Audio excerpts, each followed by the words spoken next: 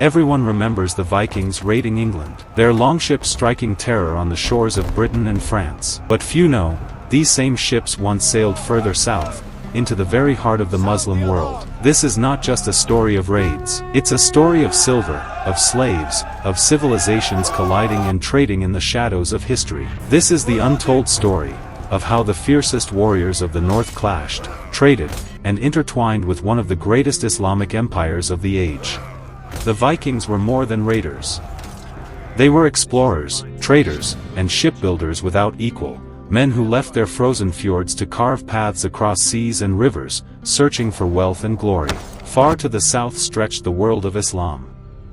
In the east, the Abbasid Caliphate ruled from Baghdad, a city of golden domes, scholars, and markets overflowing with silk and silver. In the west, the Umayyads of Córdoba turned Spain into a jewel of the Mediterranean, with mosques, palaces, and a culture that dazzled Europe. Two worlds could not have been more different. From the cold forests of Scandinavia to the sunlit palaces of Andalusia. From longships slicing through icy waves to caravans crossing endless deserts. These civilizations were never meant to meet. And yet, oceans, rivers, and above all, silver, pulled them together, setting the stage for encounters that would shake both north and south. In the year 844, the people of Seville awoke to an unimaginable sight. On the Guadalquivir River, black silhouettes rose against the dawn, ships longer and faster than anything they had ever seen. Their prows bore snarling dragon heads, their sails caught the wind like the wings of demons. To Muslim chroniclers, it was as though monsters from the ends of the earth had arrived at their doorstep. The longships struck with terrifying precision. Warriors in iron helms stormed the riverbanks, axes flashing, shields locked. Seville, a thriving city of markets, mosques, and homes, was thrown into chaos. Fires consumed wooden houses, smoke billowed over the skyline, and the screams of the terrified mingled with the clash of steel.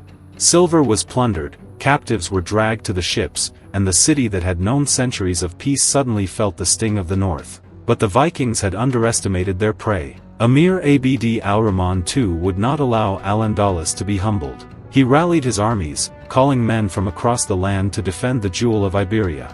In fierce battles, the Vikings were cut down, their ships torched in the river they had once conquered. The survivors fled, carrying tales of an enemy who fought back with fire of their own. From this day forward, the seas around Spain would never again be left undefended.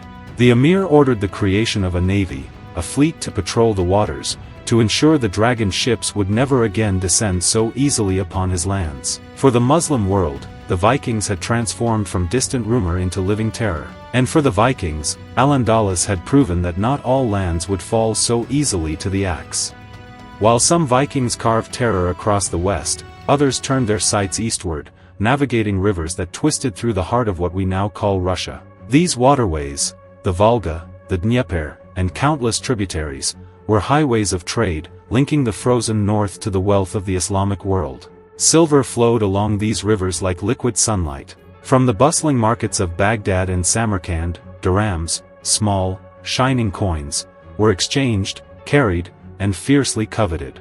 They passed from merchants to traders, from Bulgars to Rus, until they reached the hands of men who had never seen the deserts, the palaces, or the minarets of the south. Picture a single coin, minted in the heat of Central Asia. It leaves the desert bazaars, crosses the Caspian Sea, and enters the hands of a Rus trader navigating the twisting Volga, glinting in the morning sun. Centuries later, it would be buried in the cold earth of Gotland, preserved as a testament to a world of connections, rivers, and voyages that span thousands of miles. This silver was more than wealth.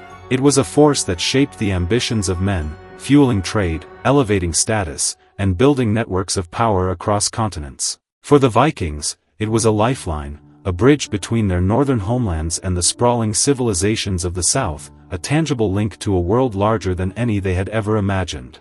In 921, Ahmad ibn Fadlan, a scholar and envoy of the Abbasid Caliph, set out on a journey that would take him along the Volga River to the Bulgar kingdom. His mission was diplomatic, but what he encountered would become one of the most vivid eyewitness accounts of the Viking world. He met the Rus, towering, tattooed warriors whose very appearance struck fear and fascination. Their bodies were etched with intricate symbols, their longships gleaming in the sunlight as they sailed with precision down the river. Ibn Fadlan watched as they conducted strange and solemn rituals, exchanging goods, trading slaves, and honoring the dead in ways he had never seen. Most chilling of all was the ship burial. A noble Rus died, and his body was placed on a vessel surrounded by wealth, fire, and attendants, sending him into the next world in a ceremony both terrifying and majestic. Through his eyes, the Muslim world saw the Vikings as more than raiders or traders. They were a people of rituals, power, and an unyielding connection to the riverways that carried them across continents. For the first time, the Muslim world looked the Vikings in the eye, and wrote down everything they saw, preserving a window into a world of warriors, merchants, and myths made flesh.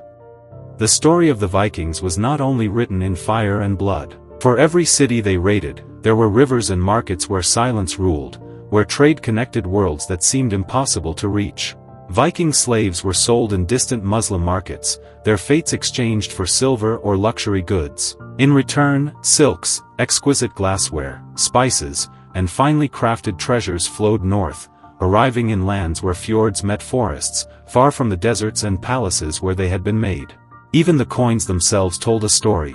Arabic dirhams were often cut into fragments, hack silver, to be weighed and used in trade, showing how the Vikings adapted foreign wealth to their own systems, transforming silver into power, influence, and survival. Violence and commerce walked side by side.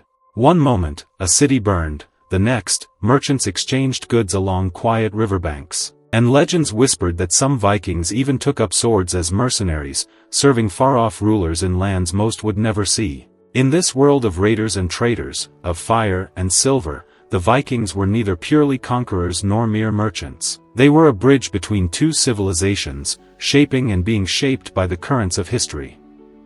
The encounters with the Muslim world left a mark deeper than any battlefield could. Silver from Baghdad flowed into Scandinavia, reshaping the Viking economy and fueling wealth far beyond what local resources could provide. Exotic goods, silks, spices, glassware, transformed the social fabric, elevating warriors and chieftains, signaling power and prestige across the northern lands. Every coin, every treasure carried with it a connection to a world vast and far beyond the fjords. Through trade, raids, and voyages, Scandinavia became part of a network stretching from the Iberian Peninsula to the markets of Central Asia, a web of commerce, culture, and influence that historians are only beginning to trace. Without this silver from the east, without these connections to distant civilizations, the Viking Age might have ended far sooner. Their legacy, of exploration, trade, and confrontation, was built not just on the strength of arms, but on the reach of rivers, seas, and the lure of a wider world.